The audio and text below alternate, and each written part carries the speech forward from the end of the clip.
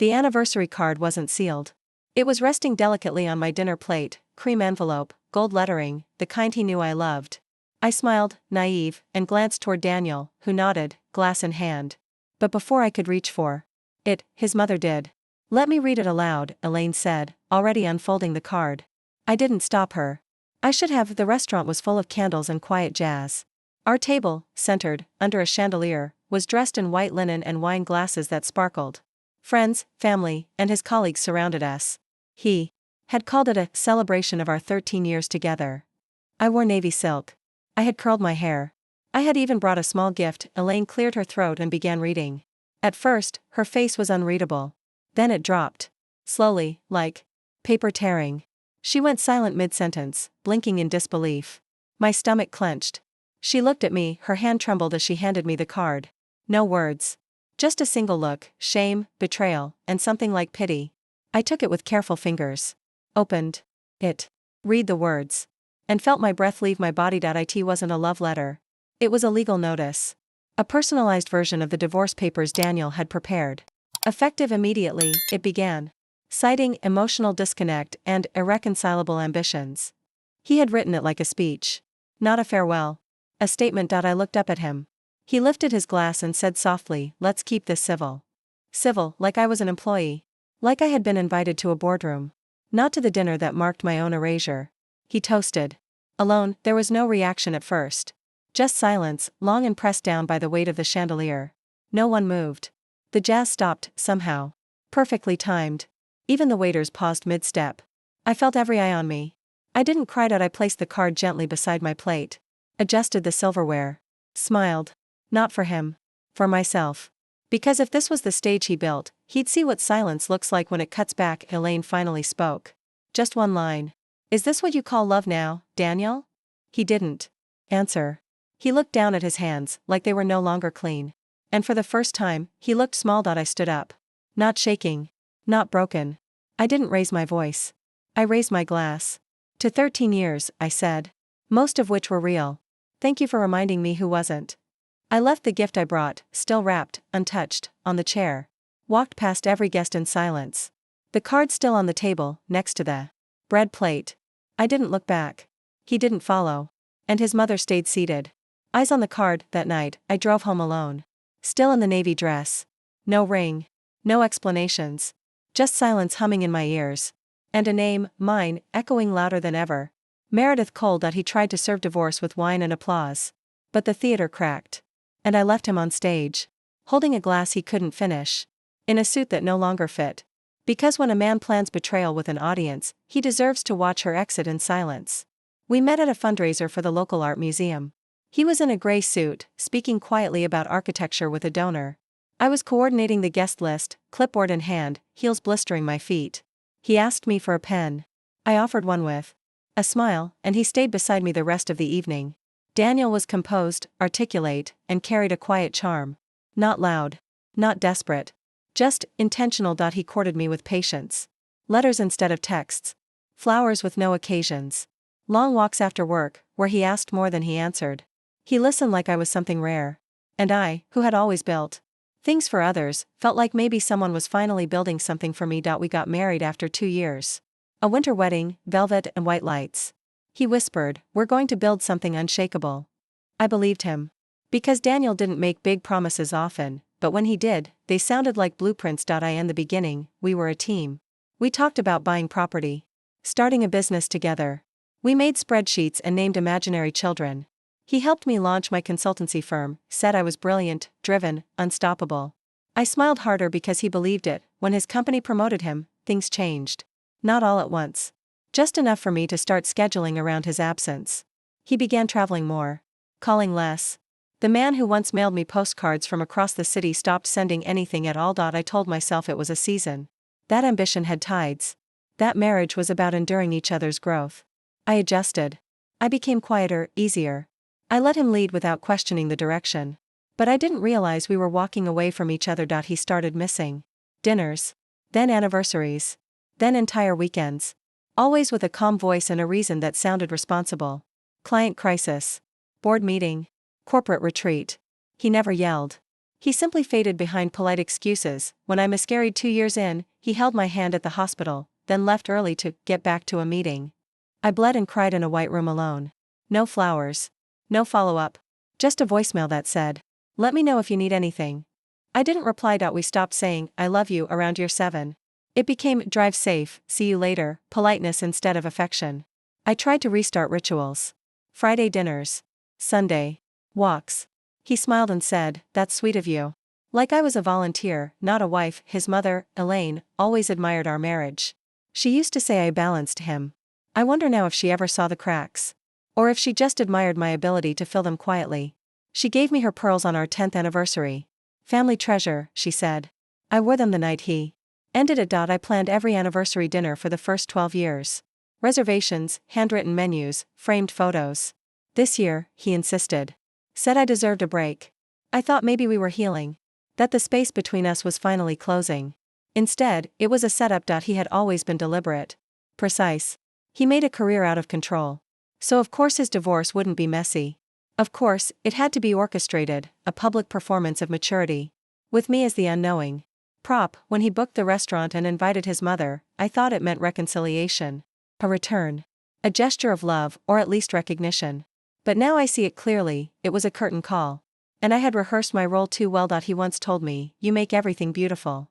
I spent 13 years believing beauty would be enough. That making a life lovely meant he would stay. But men like Daniel don't stay for beauty. They stay for convenience.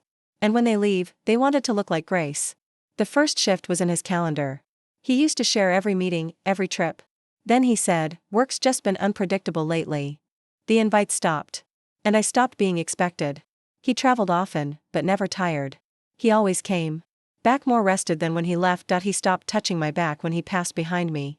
No more soft glances across the room. Just nods. Like I was a colleague at a conference table. I once leaned in to kiss him goodnight, and he turned slightly. So my lips grazed his cheek instead. He bought new cologne. Expensive. Bold. Not his usual scent. When I asked, he said, it was a gift from the office. But the receipt was in our trash bin. From a boutique in a part of town he never visited. A boutique with women's clothing in the window. I didn't ask again. He began complimenting other women, subtly, but often. The new associate has great instincts. Elaine's stylist does wonders with mature features. I, on the other hand, became invisible. No more, "You look beautiful." Only, "Are you wearing that to the dinner?" It wasn't cruelty. It was erosion. I suggested counseling. He said, "Why break what's not broken?" But something had shattered. Not loudly. Just enough to make walking barefoot dangerous. I found myself apologizing more. For emotions I hadn't even voiced. He started making jokes at my expense in public. Small ones, easily dismissed. But always just sharp enough to sting. Meredith never finishes a sentence without a spreadsheet. Everyone laughed. I smiled. And swallowed the heat rising in my throat. His phone never left his hand. But he never texted me. When I asked who he was always replying to, he shrugged. "Clio. You wouldn't know them." The passwords changed. The privacy deepened. And my place in his life shrank. He stopped attending my events. Galas, fundraisers, launches. Once, my name was printed beside his on a donor banner. He didn't show. I cut him from the next invite. He never noticed. Or cared. He bought a second car. Said it was for emergencies. But I never saw it. Parked at our home. Never saw it fueled, washed, or used in daylight. Only the insurance papers confirmed its existence. Registered under his name alone. No emergencies ever came. I found a receipt for dinner at a rooftop restaurant. The date matched our anniversary. But I was out of town, visiting my sister. He said he had worked late that night. Said he ordered in. The receipt told a different story, wine for 2. Lobster. Dessert with 2 spoons, Elaine asked once, gently. "Are you two alright?" I smiled and said, "Just busy." But her eyes lingered. Like she saw something I didn't. Or something she once lived through. She never asked again. But she started calling me more often. He began using language that excluded me. My house. My schedule. My plans. I once joked, I didn't realize I was just the tenant. He laughed too hard. And then changed the subject. But the joke stayed. And so did the silence. We stopped touching at all. Not out of anger. Just indifference. We became efficient, 2 professionals maintaining a brand. And I thought maybe that was enough. Until the card proved otherwise. He hosted a dinner for his team. I offered to help. He said, "It's fine. You wouldn't know anyone there." I cleaned the kitchen after. Found a wine glass with lipstick I didn't wear. It was coral. I wore rose, but the biggest red flag wasn't a thing. It was a feeling. A knowing. That I could vanish and he wouldn't notice. That my voice had become background noise. And still, I stayed. Because I believed people don't leave without a warning. I opened the card again when I got home. Alone, in the kitchen, under fluorescent light. It was printed on thick paper, cream with gold trim. The kind used for wedding invitations. Or, endings. Depending on the cruelty of the hand that chose it, inside, there were no kind words. No reflection, no apology. Just logistics. The timeline of separation. Asset division suggestions. A note about how he hoped we could transition with dignity. And his signature. Cold. Confident. He had prepared the divorce like a presentation. Calculated every line for tone and impact. He even thanked me for our time together. As if we had co-managed a project that just ran its course. 13 years. Reduced to a summary on stationery. I folded it twice. Then folded again. I checked the trash. Not because I hoped it wasn't real. But because I needed to understand when he planned this. There, beneath coffee grounds and shredded receipts, a draft of the card. Handwritten. Corrected, rewritten. He rehearsed my heartbreak. That night, I sat on our bed fully dressed. He didn't come home. Of course he didn't. The performance was over. I was the only one still in costume. The navy silk clung to me like betrayal. I didn't take it off. I in the drawer beside the bed, where we used to keep vacation photos. I found a jewelry box. Inside, a bracelet I didn't recognize. Platinum. Engraved. To be, for the hours we steal. Not mine. Not Elaine's. He gave someone else a gift with our money. In the same house where I packed his lunches, where I planned every birthday, where I hosted his mother's retirement party. She had her initials etched in silver. I had silence etched into my spine.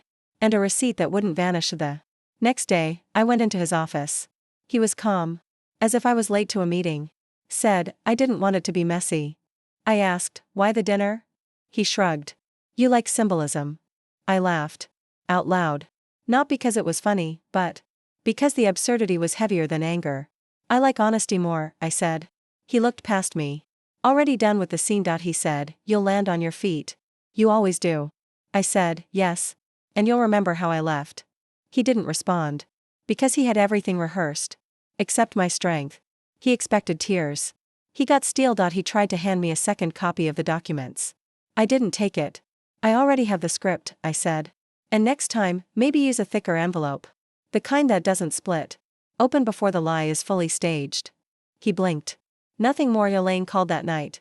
She didn't apologize for her son. She just asked, are you alright? I said, I don't know what that means anymore. She said, it means you're not the one who failed. And for the first time, I let someone see the crack. The next day, I began boxing his things. Not in rage. In precision. Each tie folded. Each watch wiped. Each cufflink paired. Because when you've been treated like a secretary, you know how to close a file. I labeled the box, Daniel. No nickname. No message. Just his name. So he'd know what he left behind. A clean departure. But not a free one. I didn't sleep for 3 nights. Not because I was crying, but because my mind wouldn't quiet. It kept replaying the dinner, the clink of glasses, the warmth of candlelight, the face of a mother opening a card she thought was filled with love, and finding a transaction instead. I stopped eating properly. Toast. Tea. Half an apple left on the counter. Everything tasted like paper. Even my favorite wine, left untouched on the table, reminded me of how I toasted my own ending. I had been the last to know, but the first to feel it fully. I moved from room to room like a ghost. Every object held echoes. The sofa we chose together. The hallway where he used to kiss my shoulder as I passed. Now it was all too quiet. Not peaceful. Just hollow. I found myself whispering questions out loud, to the mirror. To the walls. Was it me? Was I ever enough? The silence never answered. But it was louder than he had ever been. I opened old photo albums and couldn't recognize myself. The smiles were too wide, too sure. The eyes belonged to a woman who believed effort equaled permanence. I touched each image, like I could pull her out, tell her to run sooner, tell her to speak louder. Elaine sent a letter. A real one, ink and parchment. She wrote, I raised a son, but I see a man I don't know. She ended it with, you were the best part of him. I folded it carefully and placed it in my drawer. Not as comfort, but as a record. My hands shook when I tried to reply. So I didn't. I kept the silence. Because some griefs are too sacred to explain. Even to those who mean well. Even to those who stayed. Especially to them. I threw away the bracelet. Not with drama. Just gently into the trash, under wilted flowers. Let be, keep the stolen hours.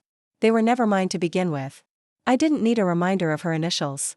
I needed a return to my own. I deleted our shared calendar. Erased our synced devices. The family plan. The emergency contacts. All of it. Because he had been living a separate life, and now, so would I. The pearls from Elaine? I wrapped them in silk and placed them in a box. One day, maybe I'd wear them again. But not yet. They deserved a different meaning. Not one attached to a night where I was made into a spectacle.